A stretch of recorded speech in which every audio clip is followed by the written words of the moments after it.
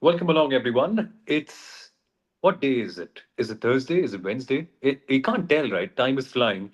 But one thing we do know for sure is that we're running towards the Dutch Grand Prix this weekend, the home of Max Verstappen, a place where Lando Norris won last year. So continuing the Orange Brigade.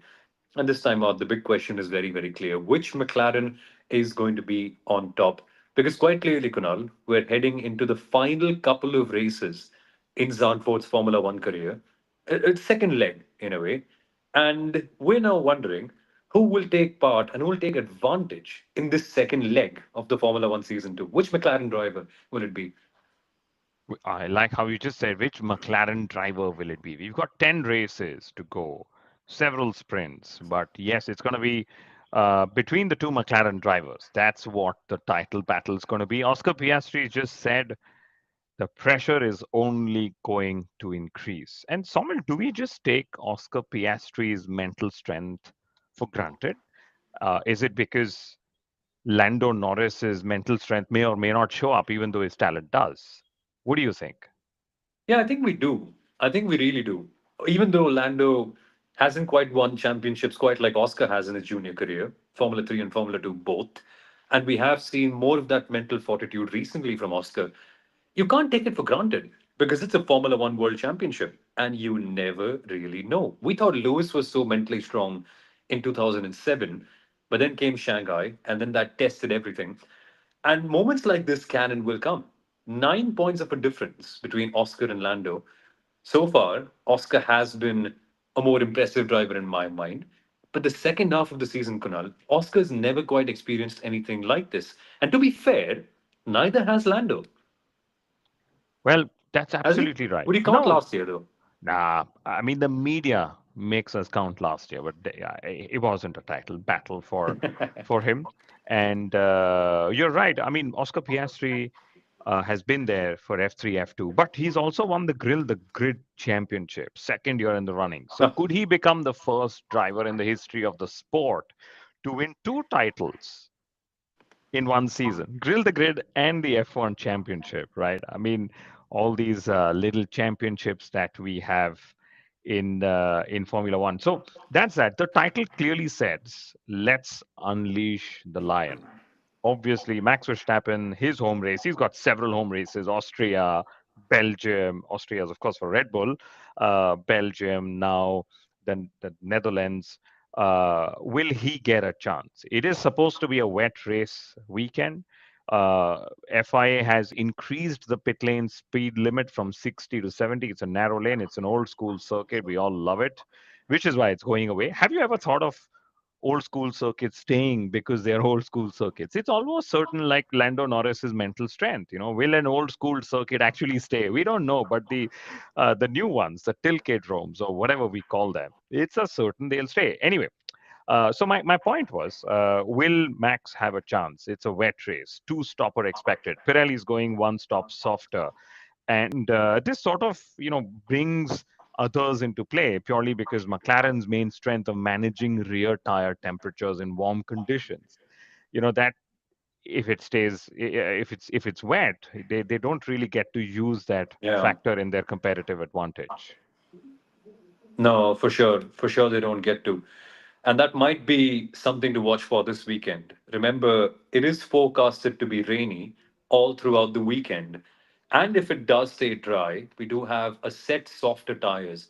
So that's where it's all going to be. And this circuit is one where you've got lots of bankings. It's a fast circuit. It's almost like a Hot Wheels track. That's the way I like to say it. And it is also Hot Wheels because it's all orange all around, which gives another reason for us to call it a Hot Wheels circuit. But it really is. Turn one has so many lines. Turn three flows a lot. And you can see drivers really gaining or losing time. So if it does rain, that will particularly be a spot to watch for. And then the slingshot down onto the final couple of corners, which means if you have softer tires, tire stress is something to keep in mind. The front lefts, in fact, both the fronts get worn down a lot. That's what Pirelli says in their official previews. And if it does not rain, it becomes a matter of preserving them a lot, which means if it's hot, it could be a McLaren situation. But you never know, right? It's not a very rare heavy track according to what Pirelli says. So it's tough situation to figure out what will happen. And on top of that, you've got the weather. And on top of that, you've also got to factor in that this place has a short pit lane, which has now been made even shorter, Kunal. That 60 kph limit that Zandvoort had for their pit lanes, gone. It's now 80 kph, just like any other track, which means more chaos in the pit lanes, which also means more facilitation of pit stops because now, theoretically, the penalty is less, right? Oh yeah, Pirelli wants to bring more strategic variation. So if we see more overtakes here, traditionally, Sunfoot allows for overtaking opportunities, but we may also see some drivers doing a one stop versus a two stop, and then the tire, advantage or disadvantage could lead to a few more overtakes than we might otherwise get, right? But Samuel, typically we see an entry, like you said, the slingshot last banked corner. We see overtakes into turn one. I love turn three and the multiple lines it offers. And if Yeah. there's one driver I would like to watch on the opening lap through turn three, that's always Fernando Alonso. He's always been the most cheeky driver through that corner. So that's typically those two corners. There are chances. There is a turn 11 and 12. It's a right-hander. Somebody might just sneak in there if Very you get tough. that better exit through turn 10 before that. So very, very interesting circuit to go racing on. A little narrow. Well, that's what everyone's going to say, and that's why Formula One cars will, drive through a single file, as we call it. Qualifying will be very, very crucial, as it always has been here before. But yeah, I think the weather is going to mix things up, and then so will race strategy, Somal. Yeah. And largely the weather. It's such a driver's circuit. If it's raining, I really am not counting Fernando Alonso out. Remember, a couple of years ago when it was raining, Max Verstappen won. And believe you me, he was joined on the podium by Pierre Gasly and Fernando Alonso. That is unbelievable, but that's the kind of thing that can happen. And I remember Alonso and Verstappen, I think either of the two talking about a piece of insight about how a lot of drivers were taking a certain line through three. And in the middle of the race, I think it was Alonso who noticed that you could take an alternate line. So he started to go the shorter way out and gain more time. And these are the sort of things that will happen here because you've got so many different ways of taking the circuit. And Zandvoort is flowy. Zandvoort is got full of, it's got a lot of elevations, lots of technical corners too. I think it'll be a circuit where the best driver really can make a difference, which is where I think you cannot count out the drivers who have confidence in their machinery. A Lewis Hamilton, probably not. An Oscar and Lando, they should be up there. What do you make of George Russell, Canal? Because with Mercedes, we sort of have no clue of where they really are. But if the conditions are cool, they usually tend to spring up. Absolutely, and I like how you put it that you need so much confidence in the car. Rain will miss the competitive sessions as Feyanshu. Yes, we have the weather god with us. Of course, it's very early. It's still 72 hours before something serious happens on track. Yes, we've got free practice tomorrow. But even if it's not raining through the competitive sessions, but it's cooled the conditions down, there's overcast conditions. These things will impact. These variables will impact. The form factor, as we call it in the Yeah. sport, and I think McLaren will be there. You asked if Mercedes is somebody we should look up to. I think Mercedes as well, especially George Russell. But do you think George Russell is a little bummed that he wasn't invited on Toto Wolff's yacht when Leclerc and Max Verstappen actually were on Toto Wolff's yacht? At least we've seen pictures of Verstappen. I was reading rumors on social media when Leclerc was there. Do you think a Verstappen Leclerc partnership at Mercedes could happen sometime in the future? That might be a bit tricky. For, who do you push out then, right? That's assuming that Kimi does not do well. You got That's to push out assuming. both, right? My God, no, no, no, no. Is George Russell a worse driver than Charles Leclerc? Gets you thinking sometimes. Really does. So let me Uh, let me add some context. Since Bahrain, okay, and it wasn't the opening round this season, Leclerc has actually scored 4 points more than George Russell this season. So Leclerc is on 131 points. Russell's got 127 points. Max Verstappen has got 126 points. So while Russell has had great headline results, including a win in Canada, pole position, several podiums, etc., and Leclerc has a best place finish of second in Monaco. Okay, uh, Leclerc just had better average race results. And you remember there were those races where Mercedes went the wrong way with an upgrade and then they came back Yeah. with that upgrade in Hungary, and then bang, Russell took podium again and the fastest lap. And Alice is saying, "Hello there, fellas. Rainy greetings from Zandvoort." Yes, Alice, that you should just be our weather person this race weekend. So after qualifying, when we have a live stream, and just after the race as well, you're welcome to have us there. But what else have we got, Samuel? Any more stats? Any more stories? I think one story which you have been tracking, which will come out in the media, is Alex Palou. Yes. Suddenly, that's going to be the name. Everyone's going to be searching who is Alex Palou. So Samuel's done a lovely piece to camera for our YouTube channel, which should be live tomorrow. Our editor is Yeah. working on it. But Alex Palou as a replacement for whoever. I mean, as a But savior of the number two seed in Red Bull. Let me put it as that. Because when yeah, you say replacement, you actually all the way back to Ricardo. There's too many names to take. exactly, exactly. And the big story that you kind of framed very well when we were doing that recording is that Red Bull are looking to an oval racer to do what a Perez, a Sonoda, a Lawson, a Gasly, an Albon all couldn't do, which means that Red Bull has run out of options, which they kind of have. Or have they, do they have enough options and are they just protecting Isaac Hatcher, which I think is the case here? I don't think you should get him up too early. So what do? You look at an experienced racer from outside of your network, not impossible. You've done that before with Perez, and dare I say it's worked out with great success compared to all the other options. Alex Palou would be an option like that. Although he's not done Formula One, he has tested for McLaren as a part of their TPC program. He's also been a McLaren reserve driver. I rate him a lot. I really rate him a lot. You now, Kunal is normally the one asking me and saying, "Hey, it's IndyCar. IndyCar drivers are the one who aspire to be in Formula One," and it's true. But in this case, I think it's the one IndyCar driver that Formula One really is missing out on, because clearly, Kunal, teams are going back to Formula One drivers of the past to make signings, but there are no real good options in the junior category. So you go outside the pool. And I have to say, this guy is the best outside that pool at that very moment. 4 IndyCar championships in 6 years. Unbelievable record. Somil does MotoGP commentary. He's hosting a MotoGP show. All we now need is an IndyCar podcast and a show and a commentary feed where he can speak about Alex Palou in case he doesn't actually make it to Formula One, because there are names that have been doing the rounds. Yeah, Alex Palou was one of them. Pato O'Ward, like you said. Colton Herta, from all the very good. conversations Yeah. about him getting a break in Formula One, he's actually now rumored to be entering Formula Two just so that he gets those super license points. And I just hope for his sake he doesn't get humbled by those ferocious junior drivers in Formula He 2. will be. Look, he will be. In the first year, he will be. You are Look, saying that an IndyCar driver will need 2 years in Formula 2 when you actually think he's great to get a jump straight into Formula 1.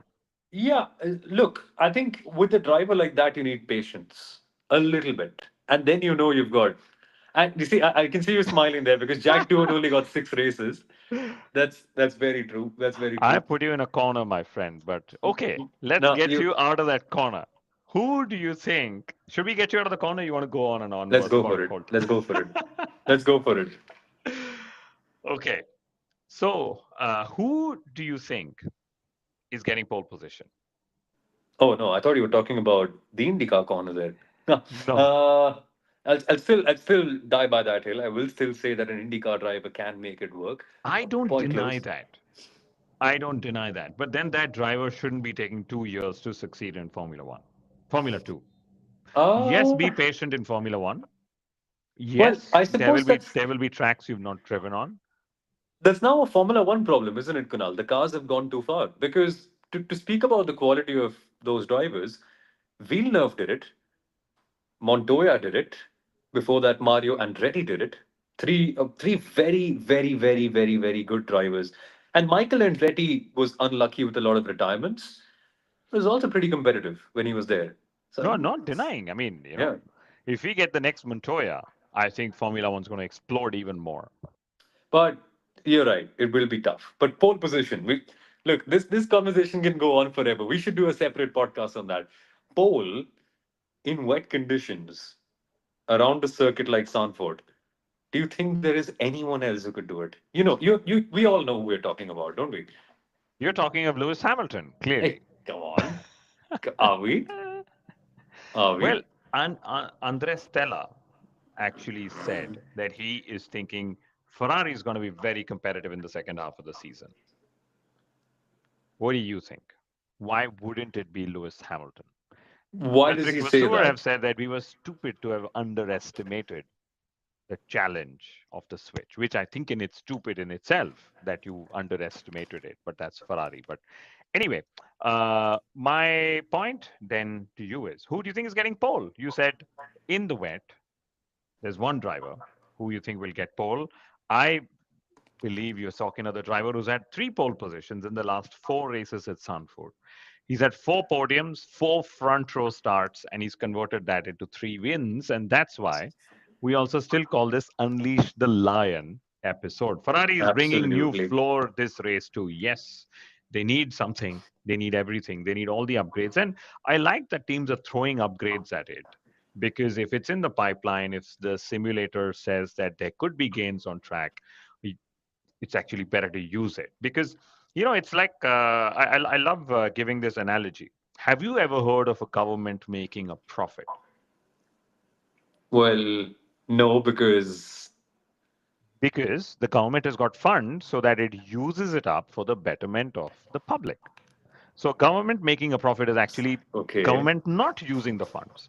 So it's the same logic with Formula One teams. If you got the funds and you'd rather use it than keep it in the bank because now the teams are positive cash flows. Now the team are positive businesses as well. So I'm glad they're bringing floors. I think the Yeah. development cycle will continue and there will be several learnings that they can take from this year to the next, which is interaction of how tires and surfaces are and aerodynamics and setup and what drivers prefer. So it's not that suddenly there's a new car and just design it differently and the laws of physics are different next year. So there will be upgrade cycles that will continue as late as even Haas saying that they might just bring a new floor at their third home race in Kota, which is several races away. I just hope it doesn't compromise next season. Honestly, that's my only hope, I especially with think Ferrari. this. I think again is another media hype. Okay, no team will want unless you are in the battle like 2021, where Red Yeah. Bull said, you know what, forget next season. We just have to go all out this season. Okay, no team. If you and I, who our speakers in Formula One, commentators, know that, listen, let's not be so crazy that we compromise on what's next year. No team is actually thinking the same way that let's compromise next year, what I'm Of going to fight. course. Of So course. they will have these, numbers from their simulations. And if there is a budget, if there is something, so they might not put something new in the pipeline. Okay, it's not that suddenly somebody's drawing a front wing today and bringing it now. These designs have been in the pipeline, they've been in testing, they've been in CFD and other simulations. And if their numbers say let's bring this, they will bring it to the track. Because there's another thing, because every time you bring a new iteration, Sawmill, you're also intellectually challenging your team to make sure that Make they it, yeah. deliver upgrades that work. Right? There's Correct. two things: deliver upgrades, point one, that work, and these are all people who love to be challenged. So yes, upgrades will continue as well. Let's look forward to what upgrades people are getting. No, but I've got to be like a mother, right? We've all got to be like a mother. Even though the mother knows that the child will get things done, she will still say, "Beta, just get it done." So that's what you just hope. You hope that Ferrari don't have it compromising next year. We know they won't want to do it. We know they're a normal racing team, but sometimes you've just got to put it out there that you just hope it does not. There's no real correlation. Still, you've got to hope. You've got to hope. But predictions, Kanal. Dutch GP predictions. Who do you think gets the win this time? Let's. I think it's a tough one, but I think Oscar Piastri is going to be winning this. I'm I going know I Lando for sound this like a one. broken tape recorder. I say Oscar Piastri for everything, but I think he's going to win it, even if he's not entirely on pole position. And I think the two McLaren drivers have been very, very evenly matched. And maybe Lando Norris would have benefited from races happening, instead of having a break, because he did pick up some momentum in the last few races of the before the summer break as well. Because he won four, three out of the last four races. So Austria win, Silverstone win, Belgium was second, Hungary was first. So there have been four consecutive McLaren 1-2s. And I think maybe Zandvoort will not be another 1-2, which Somil brings me to another thing. McLaren could still be the first team in the history of the sport to actually score 1,000 points in a calendar year. But for that, they Wow. need to maximize race results. Red Bull couldn't do it in the dominant parts of their season in 22, 23 because Checo Perez was not maximizing his race results in the second car. They went to about 860 points, but can McLaren do that? And as a team, they would love that they have the highest possible score out there. So I would probably take Max Verstappen for pole, or maybe even a George Russell, putting it in there. Okay, and Oscar Piastri winning it just because that McLaren is so much more superior in the race pace. Yeah, I think similar reasons for me pointed towards Lando, but yeah, I think Lando here because momentum. Everything's been flowing in his side. I just hope that it kind of works out again now, so that we have more of a championship fight. Because only 9 points is the difference between them. Imagine if there's a swing. Imagine if something happens. Imagine how fun the season will then become. So I'm going Lando because entertainment. But it'll be a lot of fun. It'll be a fun weekend to watch for. And yeah, we're going to be back. We're going to be on the Hindi commentary booth for fan code, Kunal and I. It'll be a ton of fun. And Let's, before we yeah. go, a couple of stats that I pulled out just for this episode. Priyanshu saying McLaren has 36 points of a buffer to get 1,000 points. Yes. Manny is listed the hits and misses of all the drivers to have crossed the pond from America to Europe, and he's saying I'm inclined to put Palou on the hit list, which is interesting because the misses include Michael Andretti, Alexandro Zanardi, and Sebastian Bourdais. I'm sure we all remember him as well, right? Well, yeah, that's true. Yeah. Got speed as well. Anyway, But none of them were as good as this guy is. yeah, So, yeah.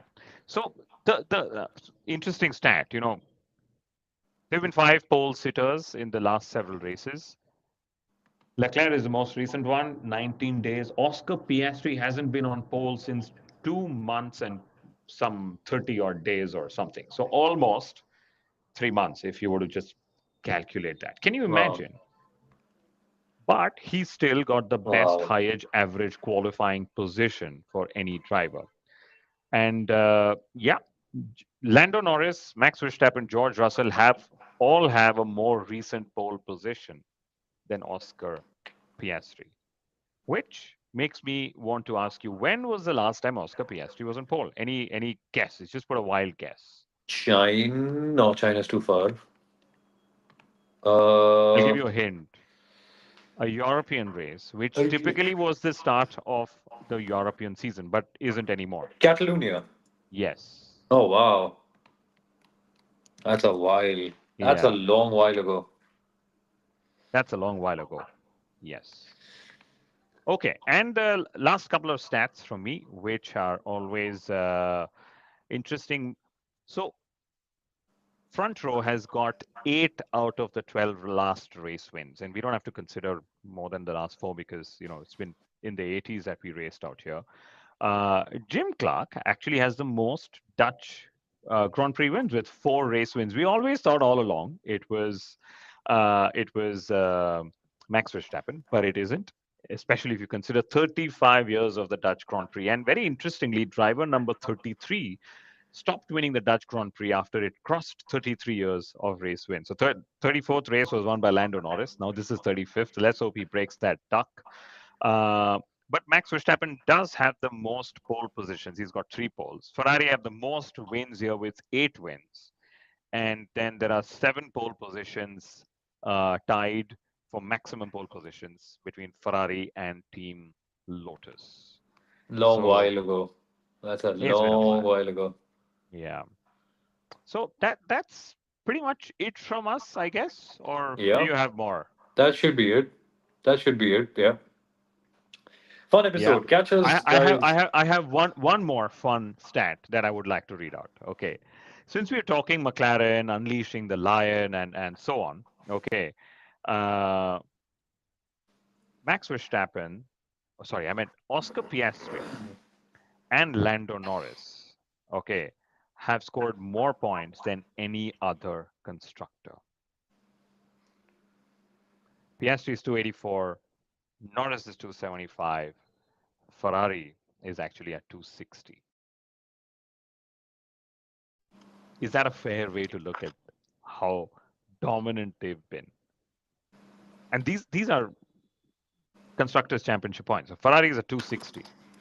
The two McLaren drivers are already ahead of the team in second place. No, it's crazy. It's crazy. That's it from me, I guess.